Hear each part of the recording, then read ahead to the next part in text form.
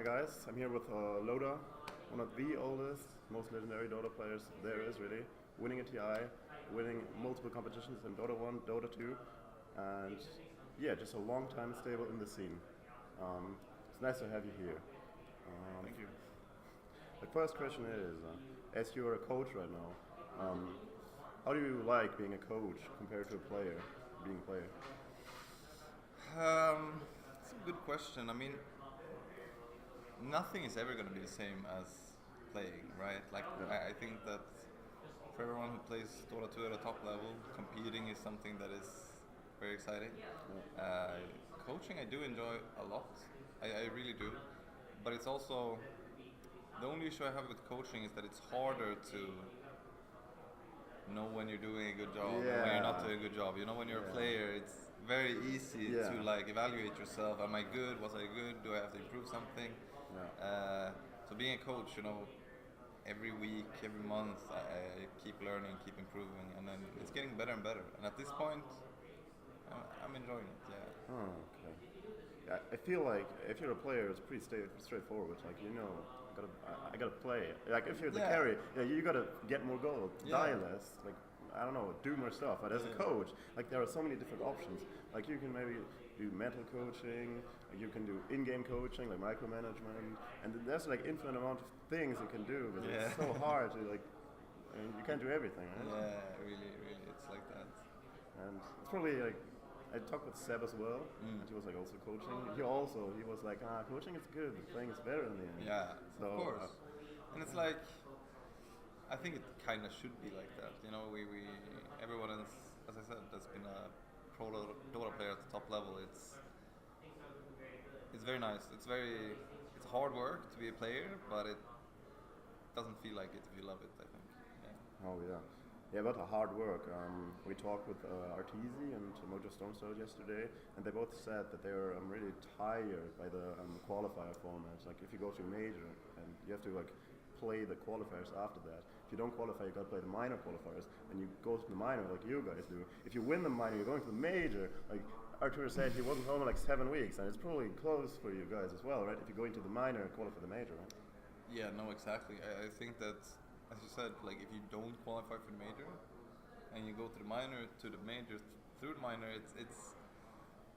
it's really intense, and I think it's taxing to everyone on the squad, you know, and at the same time, I think for a while it's been really good for us to live so close for so long, you know, get on each other's nerves a little bit, and then you really get to know each other. But at this point, I agree completely. I think that's they need to solve it somehow. Potentially, you know, having a combined major minor qualifier, perhaps, Yeah. and then you know some things like that. Because I think the qualifiers take too much space as well. Time-wise, Time-wise, and you can't relax after the major. You finish the major. yeah, 2 days, you go home, you play the qualifiers. Yeah. It's, you can calm down. Like, yeah, I think they should change it somehow, honestly. yeah, that's true. Like work-life balance. I mean, yeah, it's playing, so to say, but it's still taxing work, right? Yeah, but it's also traveling. You go through time zones, you get jet lag, Yeah, sure.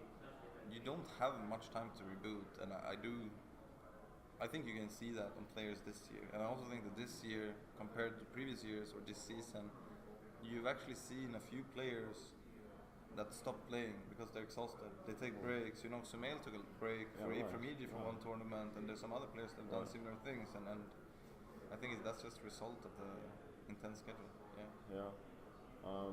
We heard that also like injuries are becoming more common. Like Fear was one of the earliest like injured people. Now I talked with our man, the coach from Liquid. He also got some hand issues. I heard Ace also has like some issues. Yeah, and our Yeah, you Mick, guys, he also had issues, and that's what I mean, right? Like it's you play for hours and hours. We all know that. And it's what we've started doing is you know investing more time into actually rehabilitation and like having people around the squad looking at how they sit, how they you know all these small things so they to prevent injuries, but Yeah. at the same time they still come. You got to put in the hours, right? Because Yeah. the scene is so competitive. Yes, There's so many people. yes.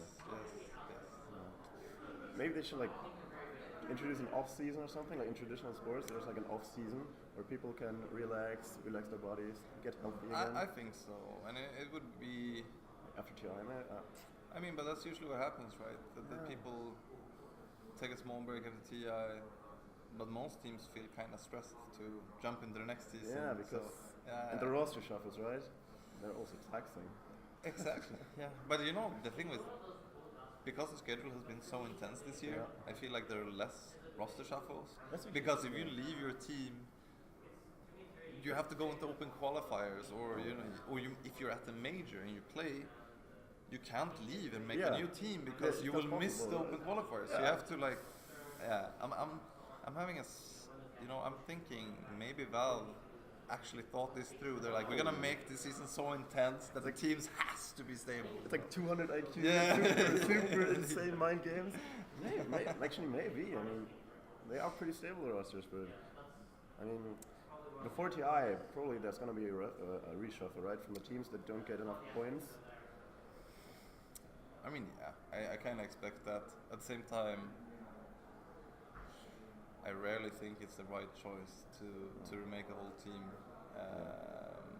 But I think a lot of people kind of bet on, when you make a new team, you go into a honeymoon period where everything feels very easy and capitalize on that. But I just feel the team that shuffle completely before TI, they don't have a chance to win it, and that's what it's all about, right? It is probably. I mean, you're the competitor. We're not the and of big course, you can competitor. change 1 or 2 players. That's what I'm saying. But if you're like, 5-man new stack going through the opens, it's not gonna happen. Yeah, right? I don't think so. Yeah, I mean, OG they got. I wouldn't say lucky, but I mean, they got Aina back. Yeah, for sure. But even last year, like they had 3. They had the core of the team, and they did a really, really good job. Capitalizing on their extremely skilled individual players. So. That's true.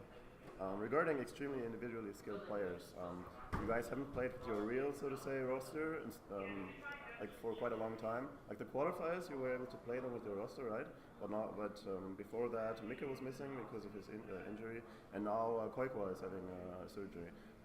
What do you think it does to a team, so to say, if they can't practice with their roster for like a long time?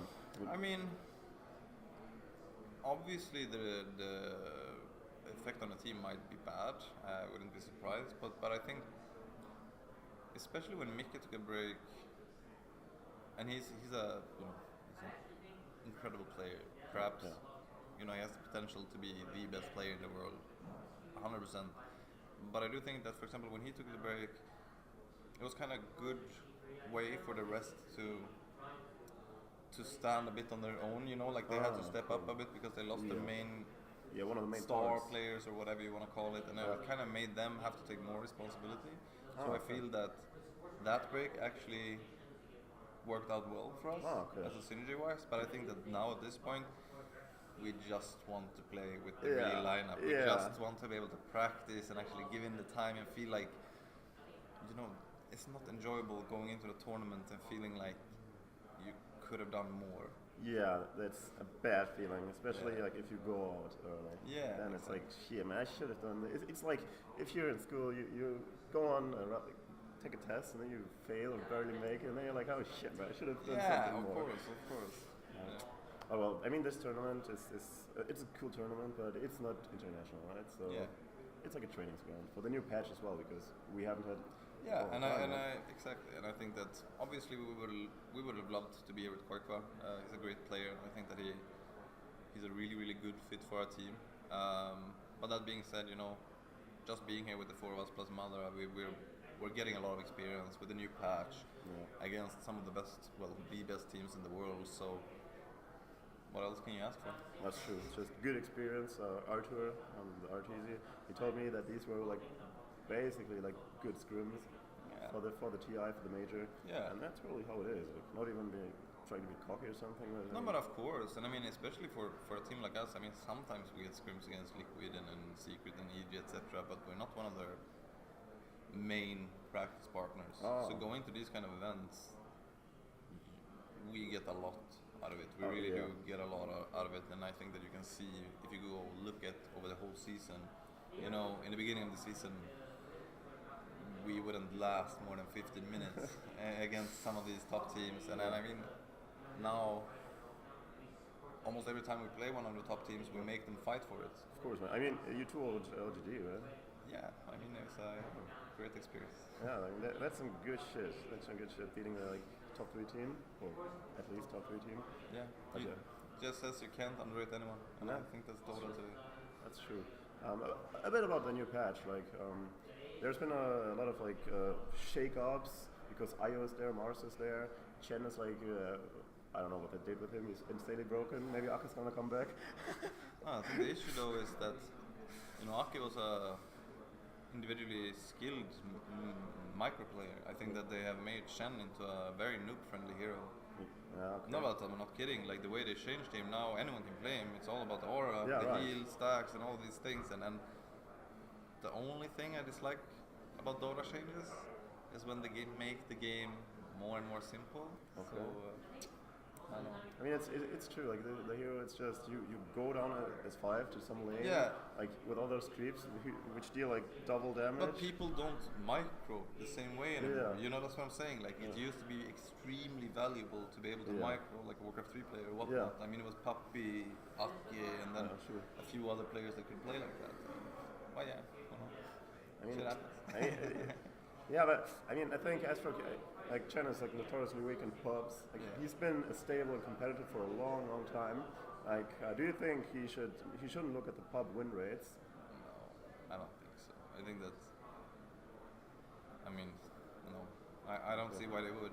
I do understand why they would want to make certain heroes, picked more often. Yeah. But sometimes the basic of the hero makes it difficult to play. I mean, it's like Meepo. How do you make Meepo a very highly picked hero in low-tier games?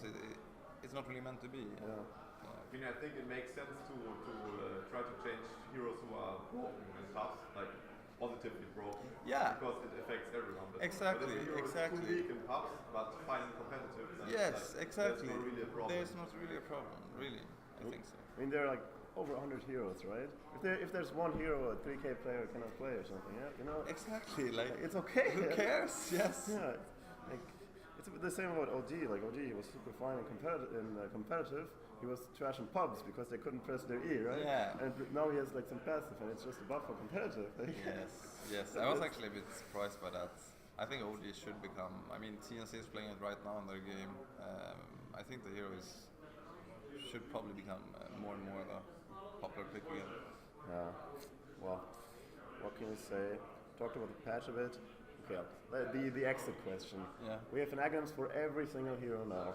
Which one is which is the worst garbage? Which one is the best? And which one do you like most? Fun-wise. I mean, there are a few ones that I think are really garbage. I'll say 2 of them. I think that Lycan's axe makes no sense whatsoever. It's like you have 1 extra creep on the lanes that you can't control. So you're literally giving the enemy gold, or sure you can get this push, but it's barely, it's. I don't understand that one. Also, Lifestealer's axe is broken as fuck. In a bad way broken. Sometimes you still get stuck in heroes. If you do it the wrong way, you suck a hero into you, then you jump in someone and you can hit the rod patch. Yeah. Oh yeah. It's combo players. But the most broken one, I think there are a few ones, but I actually think Death Prophet Axe is going to be very high valued when people realize it's it's basically very right click damage. Yes, but it's also that it slows through BKB, and this can it does a lot of so it slows through. I mean, Juggernaut Spin, Rage, so DP actually destroys these heroes, in my opinion. Yeah. Oh, that's some good stuff. The most XD Ags? The most XD. Most XD Ags. I mean, I don't really know, man. I think that. People like him, Yeah, but I mean that one is also it's most XD, but I'm trying to think about a hero that I think is stupid. What do you think about Monkey King?